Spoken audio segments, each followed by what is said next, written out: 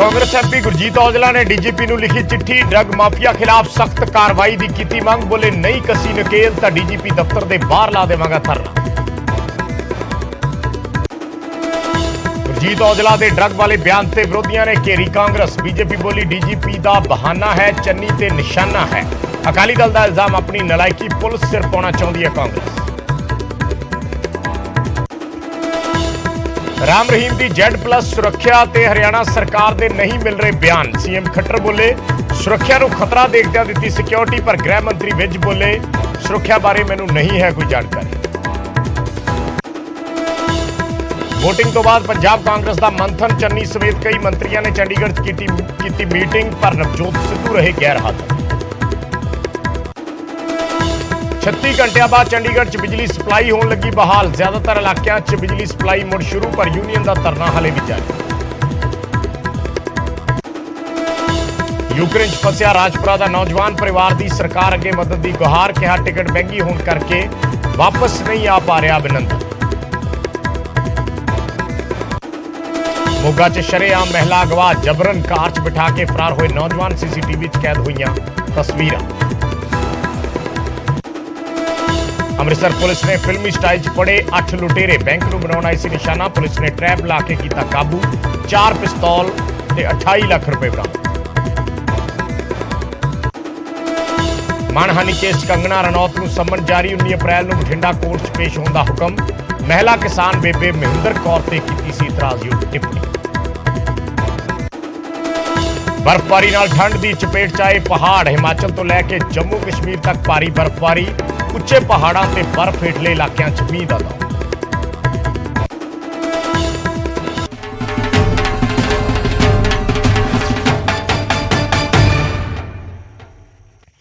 सत श्री अकाल। न्यूज़ 18 पंजाब हरियाणा हिमाचल देख रहे सारे दर्शकों का स्वागत है। मैं हाँ विजयपाल सिंह बराड़। सब तो पहला खबर फरीदाबाद तो। फरीदाबाद च सोहना वल्लभगढ़ रोड से एक हादसा वापरिया है। एक बलैरो ने बाइक सवार नूं टक्कर मार दी और इन्नी जबरदस्त टक्कर मारी कि बाइक सवार हवा च उछल गया और बाइक नूं घसीड़दी हुई जिहड़ी गड्डी सी वो अगे निकल गई। सीसीटीवी च हादसे दीयां तस्वीरां कैद हुईयां ने। यह पूरा वाकया 22 तरीक शाम 5 बजे का है। 22 तरीक नूं शाम 5 बजे जदों एक बलैरो ने एक बाइक नूं टक्कर मारी। बाइक अचानक सड़क पर आ गया और तेज रफ्तार बलैरो आ रही सी। उसने ब्रेक लाने की कोशिश की, पर बाइक सवार नूं टक्कर लगी तो दूर तक बाइक सवार जिहड़ा सी वो उछल के गया और बाइक गड्डी दे मूहरे ही फसिया रहा।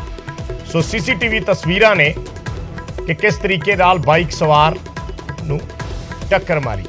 साडे सहयोगी अनिल जुड़े ने, अनिल राठी फरीदाबाद तो। अनिल, पूरा मामला की सी और की इस मामले दे विच हुण तक कोई कार्रवाई हुई है? कौन सी वो व्यक्ति जिन्हां नूं टक्कर मारी गई? जी देखिए विजयपाल जी, बता दें कि पूरा मामला जो है वो 22 तारीख की शाम 5 बजे का बताया जा रहा है। सोहना वल्लभगढ़ रोड का जो है वो एक पूरा वाकया था। वहीं रोड के किनारे लगे जो सीसीटीवी कैमरे हैं उनके अंदर ये पूरी घटना जो है वो कैद हो गई।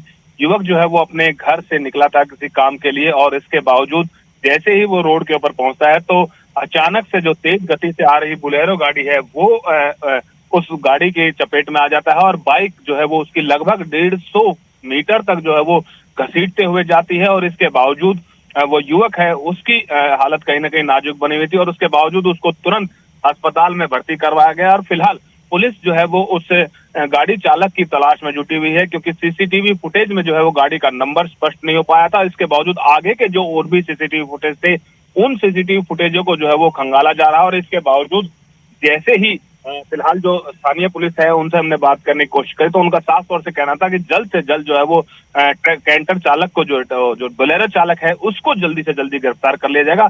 फिलहाल जो उस युवक है उसका जो है वो उपचार निजी अस्पताल में चल रहा है। जी धन्यवाद इस जानकारी दे लई अनिल। तो साडे सहयोगी जिस तरीके नाल जानकारी दे रहे सी, ये तस्वीरां ने कि एक बाइक अचानक सड़क ते आउंदा है, बलैरो कोशिश करती है बचन की, पर टक्कर इन्नी जबरदस्त सी कि बाइक सवार उछल के दूर तक जाता है और बाइक घिसड़दा जाता है बलैरो के अगे फसिया होया। करीब 100-150 मीटर तक बाइक घिसड़दा गया और बाइक सवार उछल के साइड ते डिग गया।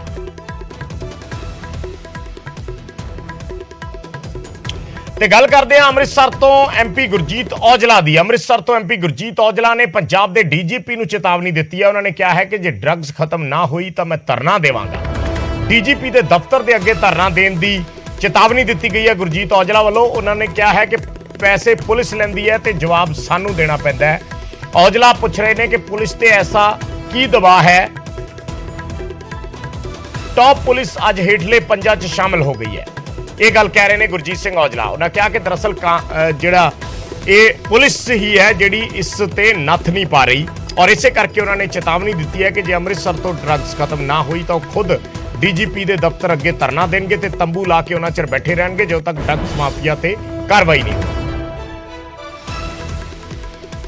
ਰਹਿ ਲੋਕ ਇੱਥੇ ਆਸਥਾਨ ਆਉਂਦੇ ਆ, ਗੁਰੂ ਨਗਰੀ ਹੈ। ਇਹ ਕਿੰਨਾ ਕੁ ਚਿਰ ਆਪਾਂ ਇਹਨਾਂ ਚੀਜ਼ਾਂ ਤੋਂ ਮੂੰਹ ਪਰਾਂ ਨੂੰ ਕਰਕੇ ਤੁਸੀਂ ਲੰਘੋਗੇ? ਮੈਂ ਤੇ ਲੰਘਣ ਨਹੀਂ ਦੇਣਾ। ਮੈਂ ਤੇ ਸਪਸ਼ਟ ਹੈ ਇਹਨਾਂ ਨੂੰ ਕਿ ਜੇ ਤੁਸੀਂ ਨਹੀਂ ਕਰੋਗੇ ਤੇ ਜਿੱਦਾਂ ਕਿਸਾਨੀ ਸੰਘਰਸ਼ 'ਚ ਮੈਂ ਧਰਨਾ ਦਿੱਤਾ ਨਾ, ਤੇ ਲਗਾਤਾਰ ਅੰਮ੍ਰਿਤਸਰ ਦੇ ਸਾਰੇ ਸ਼ਹਿਰ ਵਾਸੀਆਂ ਦੇ ਨਾਲ ਇਹ ਮੈਂ ਕਮਿਸ਼ਨਰ ਦੇ ਅਫਸਰ ਜਾਂ ਡੀਜੀਪੀ ਦੇ ਦਫ਼ਤਰ ਦੇ ਬਾਹਰ ਮੈਂ ਬਹਿ ਜਾਣਾ ਔਰ ਤੰਬੂ ਲਾ ਲੈਣਾ। ਇਹ ਛੱਡੂਗਾ ਉਦੋਂ ਹੀ ਜਿੱਦਾਂ ਚਿਰ ਇਹ ਕਰਨਗੇ ਨਹੀਂ।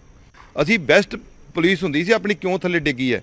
ਤੁਸੀਂ ਦਬਾਅ ਦੀ ਰਾਜਨੀਤੀ 'ਚ ਕਿਉਂ, ਜੇ ਤੁਸੀਂ ਸਮਝਦੇ ਤੁਹਾਡੇ ਤੇ ਦਬਾਅ ਹੈ ਤੁਸੀਂ ਓਪਨ ਕਹੋ। ਤੁਸੀਂ ਤੇ ਆਈਪੀਐਸ ਰਹਿਣਾ ਹੈ, ਤੁਸੀਂ ਤੇ ਵੱਡੇ ਵੱਡੇ ਅਫਸਰ ਰਹਿਣਾ ਹੀ ਰਹਿਣਾ। ਤੁਹਾਨੂੰ ਕੀ ਤਕਲੀਫ ਹੈ ਇਸ ਗੱਲ ਦੀ? ਤੁਸੀਂ ਆਪਣੀ ਜ਼ਿੰਮੇਵਾਰੀ ਨਿਭਾਓ। ਪੋਲੀਟੀਕਲ ਬੰਦਾ ਤੇ ਲੋਕਾਂ ਬਦਲ ਦੇਣਾ, ਤੁਸੀਂ ਤਾਂ ਉੱਥੇ ਰਹਿਣਾ। ਤੁਸੀਂ ਇਸ ਪੋਸਟ ਤੇ ਨਹੀਂ ਹੋਗੇ, ਦੂਜੇ ਦਫ਼ਤਰ ਬਹਿ ਜਾਓਗੇ, ਤਨਖਾਹ ਪੂਰੀ ਮਿਲਣੀ ਆ। ਕੀ ਪ੍ਰੋਬਲਮ ਹੈ ਇਸ ਗੱਲ ਦੀ? ਮੈਂ ਸਿੱਧੀ ਗੱਲ ਹੈ, ਅੰਮ੍ਰਿਤਸਰ ਦੇ ਵਿੱਚ ਦੜਾ ਸੱਟਾ ਤੇ ਡਰੱਗ ਨਹੀਂ ਚੱਲਣ ਦੇਣਾ। ਮਹੀਨੇ ਲੈਣ ਇਹ, ਪੈਸੇ ਜਾਣ ਥਾਣਿਆਂ 'ਚ, ਤੇ ਜ਼ਿੰਮੇਵਾਰੀ ਅਸੀਂ ਲੋਕਾਂ ਤੋਂ ਗਾਲਾਂ ਲਈਏ। ਕਿਸ ਗੱਲ ਦੀਆਂ ਲਈਏ ਜੀ? ਲੋਕੀ ਸਾਡੇ ਗੱਲ ਪੈਣ ਕਿਹੜੀ ਗੱਲੋਂ? ਅਸੀਂ ਕਿਸੇ ਦਾ ਰਮਾਦਾਰ ਨਹੀਂ ਹੈਗੇ ਚਾਹ ਦੇ ਕੱਪ ਦੇ। ਪੁਲਿਸ ਦੇ ਨੱਕ ਦੇ ਥੱਲੇ ਸਾਰਾ ਕੁਝ ਹੁੰਦਾ। ਇਹ ਕਿੱਦਾਂ ਕਹਿ ਸਕਦੇ? ਮੈਂ ਮੋਹਕਮਪੁਰੇ ਗਿਆ ਸੀ, ਲੋਕ ਡਰਦੇ ਦੱਸਦੇ ਨੇ, ਉਹਦੇ ਦੱਸੀਏ ਕੀ ਜੀ? ਇਹ ਜਾ ਕੇ ਉਹਨਾਂ ਨੂੰ ਦੱਸ ਦਿੰਦੇ ਵੀ ਆਹ ਤੁਹਾਡਾ ਫਲਾਣਾ ਬੰਦਾ ਕੰਪਲੇਂਟ ਕਰਕੇ ਗਿਆ, ਤੇ ਉਹ ਮੁੜ ਕੇ ਆ ਕੇ ਸਾਨੂੰ ਕੁੱਟਮਾਰ ਕਰਦੇ। ਦੱਸੀਏ ਕਿਹਨੂੰ? ਮੈਂ ਸਿੱਕਮ ਜਾ ਕੇ ਆਇਆ ਸੀ, ਉੱਥੇ ਇੰਨਾ ਮਤਲਬ ਕਾਨੂੰਨ ਦਾ ਰਾਜ ਹੈ ਕਿ ਕੋਈ ਉੱਥੇ ਚੋਰੀ ਵੀ ਚੀਜ਼ ਕੋਈ ਡਿੱਗ ਜਾਏ ਲੋਕੀ ਫੜ ਕੇ ਫੜਾਉਣ ਜਾਂਦੇ ਵੀ ਆਹ ਚੀਜ਼ ਤੁਹਾਡੀ ਕੋਈ ਡਿੱਗੀ ਹੈ। ਇੰਨਾ ਜ਼ਿਆਦਾ ਕਾਨੂੰਨ ਦਾ ਮਤਲਬ ਉੱਥੇ ਲੋਕਾਂ ਦਾ ਫਰੈਂਡਲੀ ਮਾਹੌਲ ਹੈ। ਇਹ ਵੀ ਨਹੀਂ ਗੱਲ ਕਿ ਕੋਈ ਡਰਾ ਆ, ਪਰ ਇੱਥੇ ਦੇ ਲੋਕ ਡਰਦੇ ਨੇ। ਇੱਥੇ ਥਾਣੇ 'ਚ ਜੇ ਕੋਈ ਕੰਪਲੇਂਟ, ਅੱਛਾ ਅਸੀਂ ਹੇਠਲੇ ਪੰਜਾਂ ਜਾ ਕੇ ਸਾਡਾ ਨਾਂ ਆ ਗਿਆ, ਉੱਤਰਾਖੰਡ ਦੇ ਨਾਲ, ਬਿਹਾਰ ਦੇ ਨਾਲ, ਝਾਰਖੰਡ ਦੇ ਨਾਲ, ਪੰਜਾਬ ਉੱਥੇ ਖੜਾ ਗਿਆ। ਤੇ ਗੁਰਜੀਤ ਔਜਲਾ ਦੇ ਬਹਾਨੇ ਵਿਰੋਧੀਆਂ ਨੇ ਵੀ ਕਾਂਗਰਸ ਨੂੰ ਸਵਾਲ ਕੀਤੇ ਨੇ। ਬੀਜੇਪੀ ਆਗੂ ਮਨਜਿੰਦਰ ਸਿਰਸਾ ਨੇ ਕਿਹਾ ਕਿ ਡੀਜੀਪੀ ਤਾਂ ਬਹਾਨਾ ਹੈ, ਅਸਲ ਦੇ ਵਿੱਚ ਸੀਐਮ ਚੰਨੀ ਹੀ ਨਿਸ਼ਾਨਾ ਨੇ। ਜਦਕਿ ਅਕਾਲੀ ਦਲ ਨੇ ਕਿਹਾ ਕਿ ਕਾਂਗਰਸ ਆਪਣੀਆਂ ਨਾਕਾਮੀਆਂ ਹੁਣ ਪੁਲਿਸ ਤੇ ਪਾ ਕੇ ਬਚਣਾ ਚਾਹੁੰਦੀ ਹੈ। ਕੀ ਕਰੂਗਾ? ਸਿੱਧਾ ਤਰੀਕੇ ਨਾਲ ਸੀਐਮ ਦਾ ਨਾਮ ਨਹੀਂ ਲੈ ਰਹੇ, ਬਸ ਇਹ ਗੋਲਮੋਲ ਤਰੀਕੇ ਨਾਲ ਡੀਜੀਪੀ ਦਾ ਨਾਮ ਲੈ ਰਹੇ ਨੇ। ਦੇਖੋ ਸਰਕਾਰ, ਮੈਂ ਦੱਸ ਲਗਾ ਵੀ ਗੁਰਜੀਤ ਔਜਲਾ ਤੇ ਫੈਸਲਾ ਤੇ ਮੁੱਖ ਮੰਤਰੀ ਨੇ ਲੈਣਾ ਹੈ ਨਾ। ਡੀਜੀਪੀ ਦੇ ਜਿਹੜਾ ਲਾਅ ਐਂਡ ਆਰਡਰ ਦਾ ਇਹ ਕੰਮ ਆ, ਜਿਹੜੇ ਨਸ਼ਿਆਂ ਦਾ ਕੰਮ ਹੈ, ਠੋਕ-ਠਾਮ ਕਿਹਨੇ ਲਾਉਣੀ ਹੈ? ਇੱਕ ਸਰਕਾਰ ਨੇ, ਇੱਕ ਜ਼ਿੰਮੇਵਾਰੀ ਸਰਕਾਰ ਦੀ ਆ। ਗੁਰਜੀਤ ਔਜਲਾ ਇਨਡਾਇਰੈਕਟ ਤਰੀਕੇ ਨਾਲ ਅਟੈਕ ਚੰਨੀ ਤੇ ਕਰ ਰਹੇ, ਨਾਮ ਡੀਜੀਪੀ ਦਾ ਲੈ ਰਹੇ। ਮਾੜੀ ਸਰਕਾਰ ਵੀ ਉਹਨਾਂ ਦੀ ਹੈ, ਸਾਰਾ ਕੁਝ ਉਹਨਾਂ ਦਾ ਹੈ, ਤੇ ਉਹ ਆਪਣੀ ਸਰਕਾਰ ਦੇ ਖਿਲਾਫ ਧਰਨਾ ਦੇਣ। ਪੰਜਾਬ ਪੁਲਿਸ ਕਿਹਦੀ ਹੈ? ਪੰਜਾਬ ਸਰਕਾਰ ਦੀ ਹੈ। ਪੰਜਾਬ ਸਰਕਾਰ ਦੇ ਖਿਲਾਫ ਧਰਨਾ ਦੇਣ, ਆਪਣੇ ਖਿਲਾਫ ਧਰਨਾ ਦੇਣ। ਪੰਜਾਬ ਪੁਲਿਸ ਜੇ ਕਰਨੀ ਚਾਹੇ ਤਾਂ ਕਰ ਸਕਦੀ ਹੈ, ਪਰ ਜੇ ਉਹਨਾਂ ਨੂੰ ਫ੍ਰੀ ਹੈਂਡ ਦਈਏ ਤਾਂ। ਜੇ ਆਪਾਂ ਹਰ ਗੱਲ ਦੇ ਉੱਤੇ ਰੋਕਾ ਟੋਕੀ ਕਰਨੀ ਹੈ, ਜਿਹੇ ਜੀ ਦੇਖੋ ਬੀਜੋਗੇ ਉਹੋ ਜਿਹਾ ਵੱਢੋਗੇ। ਜੇ ਤੁਸੀਂ ਮਨ ਬਣਾ ਲਓਗੇ ਕਿ ਵੀ ਅਸੀਂ ਨਸ਼ਾ ਖਤਮ ਕਰਨਾ ਤਾਂ ਨਸ਼ਾ ਖਤਮ ਹੋ ਜਾਊਗਾ, ਪਰ ਜੇ ਤੁਸੀਂ ਕਹੋਗੇ ਵੀ ਮੇਰੀ ਗੱਲ ਵੀ ਬਣ ਜੇ, ਮੈਂ ਇਹਨਾਂ ਦੇ ਖਿਲਾਫ ਧਰਨਾ ਵੀ ਮਾਰ ਲਾਂ, ਮੇਰਾ ਅਖਬਾਰਾਂ ਦੇ ਵਿੱਚ ਫੋਟੋਆਂ ਵੀ ਆ ਜਾਣ, ਤੇ ਉਧਰੋਂ ਮੈਂ ਟੈਲੀਫੋਨ ਵੀ ਕਰਦਾ ਕਿ ਜੀ ਨਸ਼ਿਆਂ ਨੂੰ ਛੱਡ ਦਿਓ, ਫਿਰ ਕਿਵੇਂ ਗੱਲ ਬਣੂਗੀ? ਤੇ ਗੱਲ ਕਰਦੇ ਆ ਗੁਰਮੀਤ ਰਾਮ ਰਹੀਮ ਦੀ। ਗੁਰਮੀਤ ਰਾਮ ਰਹੀਮ ਨੂੰ Z+ ਸਿਕਿਉਰਿਟੀ ਦੇਣ ਦੇ ਮਾਮਲੇ 'ਚ ਹਰਿਆਣਾ ਦੇ ਸੀਐਮ ਮਨੋਹਰ ਲਾਲ ਖੱਟਰ ਦਾ ਪਹਿਲਾ ਬਿਆਨ ਸੀ ਕਿ ਸੁਰੱਖਿਆ ਦੇ ਖਤਰੇ ਨੂੰ ਵੇਖਦਿਆਂ ਹੋਇਆਂ ਸਿਕਿਉਰਿਟੀ ਦਿੱਤੀ ਗਈ ਹੈ, ਔਰ ਇੱਕ ਕੈਦੀ ਨੂੰ ਸੁਰੱਖਿਆ ਦੇਣਾ ਵੀ ਸਾਡੀ ਜ਼ਿੰਮੇਵਾਰੀ ਹੈ। ਇਹ ਗੱਲ ਮਨੋਹਰ ਲਾਲ ਖੱਟਰ ਵੱਲੋਂ ਕਹੀ ਗਈ। ਉਹਨਾਂ ਕਿਹਾ ਕਿ ਅੱਗੇ ਕਦੇ ਰਿਵਿਊ ਹੋਇਆ ਤਾਂ ਅਸੀਂ ਇਹ ਸਿਕਿਉਰਿਟੀ ਹਟਾ ਸਕਦੇ ਹਾਂ। ਹਰਿਆਣਾ ਦੇ ਸੀਐਮ ਦਾ ਇਹ ਪਹਿਲਾ ਬਿਆਨ ਹੈ, ਜਿਸ ਦੇ ਵਿੱਚ ਉਹਨਾਂ ਨੇ ਕਿਹਾ ਹੈ ਕਿ ਸੁਰੱਖਿਆ ਦੇ ਖਤਰੇ ਨੂੰ ਵੇਖਦੇ ਹੋਏ ਇਹ ਸਿਕਿਉਰਿਟੀ ਦਿੱਤੀ ਗਈ ਹੈ, ਔਰ ਅੱਗੇ ਰਿਵਿਊ करके सिक्योरिटी हटाई भी जा सकती है।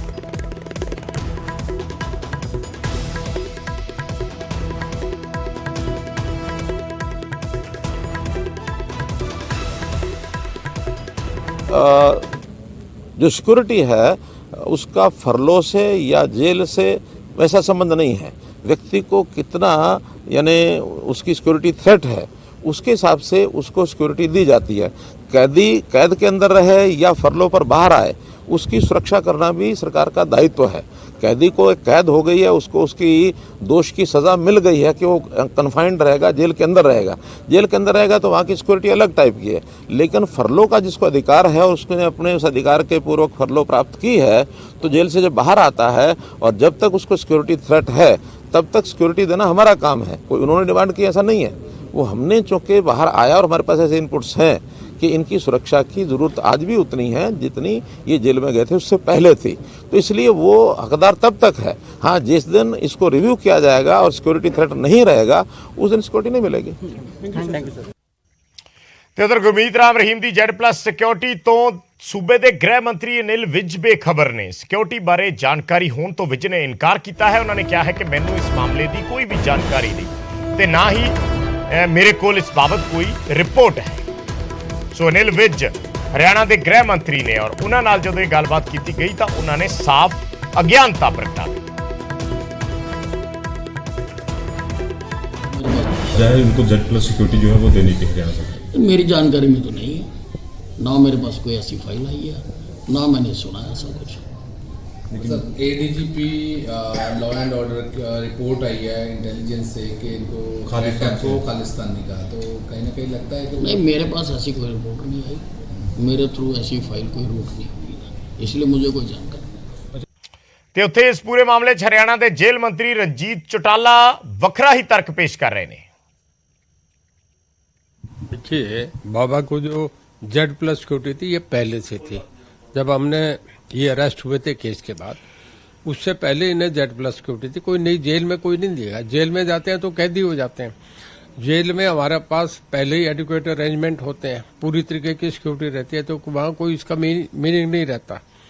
और अब बाहर जब आए हैं तो हमने खाली ये कहा था जब फरलो पे गए तो क्या इन्हें एडिक्वेट अरेंजमेंट करा जाए, वो सिक्योरिटी बढ़ाई गई है। कोई इसमें ना कोई Z+ की बात है ना कोई ऐसा करा गया, क्योंकि उस वक्त का पंजाब के जो दंगे हुए थे, पंजाब में जो इन्हें थ्रेट हुआ था, एक आध बार घटना हुई थी, उसके बाद Z+ सिक्योरिटी मिली हुई थी। और सजा होगी तो जब सजा हो जाती है तो उसका कोई मीनिंग नहीं, वो जेल में चला जाता है, जेल में पुख्ता इंतजाम रह जाता है, इस करके स्पेशल कैटेगरी में रखे गए थे। अब इसके बाद बाहर गए हैं तो ये सपोर्ट ये गई प्रशासन की तरफ से कि इन्हें एडुकेट अरेंजमेंट दिए जाए, तो वो चाहे उनको Z+ सिक्योरिटी जो है वो देनी चाहिए हरियाणा सरकार। मेरी जानकारी में तो नहीं है, ना मेरे पास कोई ऐसी फाइल आई है, ना मैंने सुना ऐसा कुछ। Sir ADGP law and order report आई है इंटेलिजेंस से कि इनको खालिस्तानी का, तो कहीं ना कहीं लगता है कि नहीं, मेरे पास ऐसी कोई रिपोर्ट नहीं आई, मेरे थ्रू ऐसी फाइल कोई रूट नहीं हुई है, इसलिए मुझे कोई जानकारी नहीं। ਤੇ ਰਾਮ ਰਹੀਮ ਦੀ ਸੁਰੱਖਿਆ ਤੇ SGPC ਨੇ ਵੀ ਇਤਰਾਜ਼ ਜਤਾਇਆ ਹੈ ਔਰ ਸਰਕਾਰ ਦੀ ਕਾਰਜਸ਼ੈਲੀ ਤੇ ਸਵਾਲ ਚੱਕੇ ਨੇ। ਉਹਨਾਂ ਕਿਹਾ ਹੈ ਕਿ ਸਿੱਖ ਕੈਦੀਆਂ ਨੂੰ ਪੈਰੋਲ ਨਹੀਂ ਦਿੱਤੀ ਜਾ ਰਹੀ ਤਾਂ ਫਿਰ ਰੇਪ ਦੇ ਦੋਸ਼ੀ ਨੂੰ ਕਿਉਂ ਪੈਰੋਲ ਦਿੱਤੀ ਗਈ ਹੈ। ਪਹਿਲਾਂ ਫਰਲੋ ਦਿੱਤੀ ਤੇ ਹੁਣ ਸੁਰੱਖਿਆ ਦਿੱਤੀ।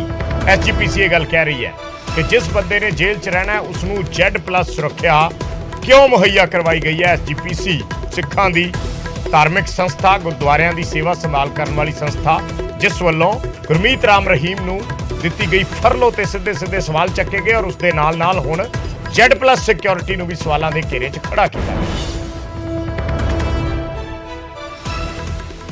तो ਜਿਹੜਾ ਬੰਦਾ ਆਪ ਜੁਰਮੀ ਹੋਵੇ, ਜੁਰਮੀ ਕਹਿਣ ਦਾ ਭਾਵ ਜਿਹਨੂੰ ਕੋਰਟ ਨੇ ਗਿਲਟੀ ਹੋਲਡ ਕੀਤਾ, ਗਿਲਟੀ ਹੋਲਡ ਨਹੀਂ ਕੀਤਾ, ਸਜ਼ਾ ਵੀ ਦੇ ਦਿੱਤੀ ਔਰ ਸਜ਼ਾ ਵੀ ਘਿਨਾਉਣਿਆਂ ਜੁਰਮਾਂ ਦੇ ਵਿੱਚ ਦਿੱਤੀ। ਤੇ ਅਸੀਂ ਤਾਂ ਪਹਿਲਾਂ ਵੀ ਉਹਦਾ ਵਿਰੋਧ ਕੀਤਾ ਸੀ ਵੀ ਜੇ ਗੁਰੂ ਕੇ ਸਿੱਖ ਜਿਹੜੇ 37 ਸਾਲ ਤੋਂ ਸਾਡੇ ਪੁਰਾਣੇ ਬੱਚੇ ਜਿਹੜੇ ਵੀਰ ਸਾਡੇ ਹੁੰਦੇ ਸੀ ਉਹ ਅੱਜ ਬਜ਼ੁਰਗ ਹੋ ਗਏ ਜੇਲ੍ਹਾਂ ਦੇ ਵਿੱਚ, ਉਹਨਾਂ ਨੂੰ ਤਾਂ ਜੇ ਅਸੀਂ ਪਰੋਲ ਲੈਣੀ ਰਾਜੋਆਣੇ ਦੀ ਤੇ 1 ਘੰਟੇ ਦੇ ਸਾਨੂੰ ਹਾਈ ਕੋਰਟ 'ਚ ਵਕੀਲ ਕਰਨੇ ਪੈਂਦੇ ਆ, ਉਹ ਵੀ ਪਰੋਲ ਨਹੀਂ ਦਿੱਤੀ ਗਈ, ਉਹ ਕੇਵਲ 1 ਘੰਟੇ ਦੀ ਛੁੱਟੀ ਦਿੱਤੀ ਗਈ, ਪੁਲਿਸ ਵਿਦ ਸਿਕਿਉਰਿਟੀ ਉਹ ਆਏ। ਤੇ ਇਹਨਾਂ ਨੂੰ 3 ਸਾਲਾਂ ਦੇ ਬਾਅਦ ਹੀ ਆਪਾਂ ਅੱਜ ਪਰੋਲ ਤੇ ਰਿਹਾ ਕਰ ਰਹੇ ਹਾਂ। ਇਹ ਮੈਂ ਸਮਝਦਾ ਇੱਕ ਸਮਾਜ ਲਈ ਵੀ ਤੇ ਇਹ ਸਾਰਿਆਂ ਲਈ ਸਾਡੇ ਲਈ ਇੱਕ ਚੰਗਾ ਸੰਦੇਸ਼ ਨੇ। ਫਿਰ Z ਸਿਕਿਉਰਿਟੀ ਜਿਹੜੀ ਦੇਣੀ, ਜਿਹੜੇ ਬੰਦੇ ਨੇ ਅੰਦਰ ਹੀ ਰਹਿਣਾ ਉਹਨੂੰ Z ਸਿਕਿਉਰਿਟੀ ਦੀ ਕੀ ਲੋੜ ਆ, ਕਿਉਂਕਿ ਜਿਹਦੇ ਕੁਝ ਆਦੇਸ਼ ਸੀਗੇ। ਸੋ ਮੈਨੂੰ ਲੱਗਦਾ ਇਹਦੇ ਪਿੱਛੇ ਵੀ ਕੋਈ ਹੋਰ ਉਹਨਾਂ ਦੇ ਸਰਕਾਰ ਇਹ ਦੱਸ ਸਕਦੀ ਕੀ ਇਹਦਾ ਕਾਰਨ ਹੈ। ਤੇ ਕੰਗਨਾ ਰਣੌਤ ਨੂੰ ਮਾਨਹਾਨੀ ਕੇਸ ਦੇ ਵਿੱਚ ਸੰਮਨ ਜਾਰੀ ਹੋਏ ਨੇ 19 ਅਪ੍ਰੈਲ ਲਈ। ਬਠਿੰਡਾ ਦੀ ਕੋਰਟ 'ਚ ਪੇਸ਼ ਹੋਣ ਦੇ ਸੰਮਨ ਜਾਰੀ ਹੋਏ ਨੇ ਕਿ 19 ਅਪ੍ਰੈਲ ਨੂੰ ਕੰਗਨਾ ਰਣੌਤ ਬਠਿੰਡਾ ਦੀ ਕੋਰਟ 'ਚ ਪੇਸ਼ ਹੋਣ।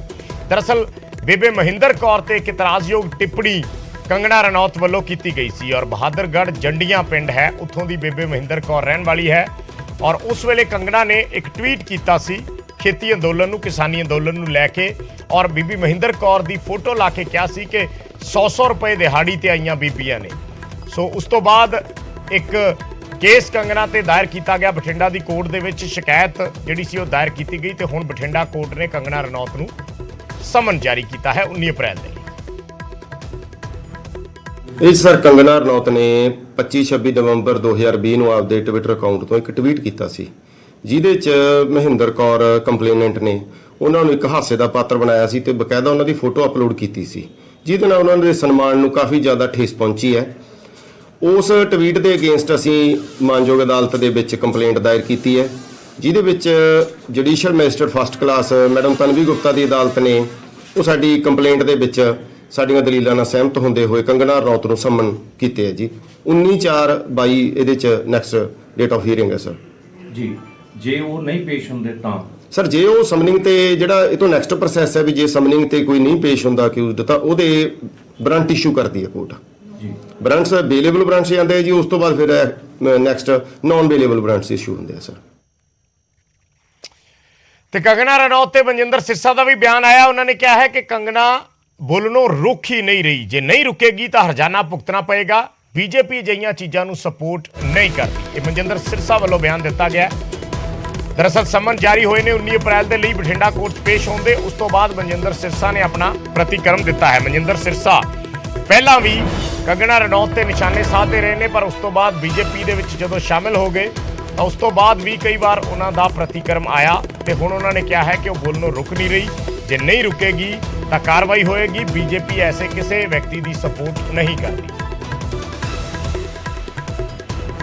ਕੰਗਨਾ ਰਣੌਤ ਨੂੰ ਲੈ ਕੇ ਮਾਨਹਾਨੀ ਦਾ ਜਿਹੜਾ ਕੇਸ ਹੈ ਉਸ ਚੀਜ਼ ਨੂੰ ਲੈ ਕੇ ਸਮਨ ਜਾਰੀ ਕਰ ਦਿੱਤੇ ਗਏ ਨੇ। ਉਹ ਤੋਂ ਉਹਦੇ ਤੇ ਹੋਣੇ ਚਾਹੀਦੇ, ਉਹ ਹਟ ਹੀ ਨਹੀਂ ਰਹੀ ਹੈਗੀ। ਜੇ ਉਹ ਨਹੀਂ ਹਟੇਗੀ ਤਾਂ ਉਹਨੂੰ ਭੁਗਤਣਾ ਹੀ ਪਊਗਾ। ਸਰ ਬੀਜੇਪੀ ਦੀ ਕਿਤੇ ਨਾ ਕਿਤੇ ਇੱਕ ਵੱਡੀ ਸਪੋਰਟਰ ਰਹੀ ਹੈ। ਨਹੀਂ ਦੇਖੋ, ਸਪੋਰਟਰ ਦੀ ਗੱਲ ਨਹੀਂ, ਬੀਜੇਪੀ ਕਦੀ ਅਸੀਂ ਚੀਜ਼ਾਂ ਨੂੰ ਪ੍ਰਮੋਟ ਨਹੀਂ ਕਰਦੀ ਯਾਰ। ਮੈਂ ਬੀਜੇਪੀ ਦੇ ਅੰਦਰ ਆਉਣਾ ਇਸ ਵੇਲੇ, ਕੋਈ ਨਹੀਂ ਚਾਹੁੰਦੀ ਹੇਟ ਵਧੇ। ਬੀਜੇਪੀ ਨਹੀਂ ਚਾਹੁੰਦੀ ਕਿ ਕੋਈ ਐਸਾ ਹੇਟ ਵਾਲੇ ਕੰਮ ਕੀਤੇ ਜਾਣ। ਬੀਜੇਪੀ ਨੈਸ਼ਨਲ ਸੋਚ ਵਾਲੇ ਲੋਕਾਂ ਨੂੰ ਨਾਲ ਲਿਆਉਣਾ ਚਾਹੁੰਦੀ ਆ, ਪਰ ਇਹਦਾ ਮਤਲਬ ਇਹ ਨਹੀਂ ਉਹਦਾ ਖਮਿਆਜਾ ਇਹ ਭੁਗਤਣਾ ਪਵੇ, ਕੋਈ ਕਮਿਊਨਿਟੀ ਟੁੱਟ ਜਾਵੇ। ਇਹ ਬੀਜੇਪੀ ਦੀ ਸੋਚ ਨਹੀਂ ਹੈਗੀ।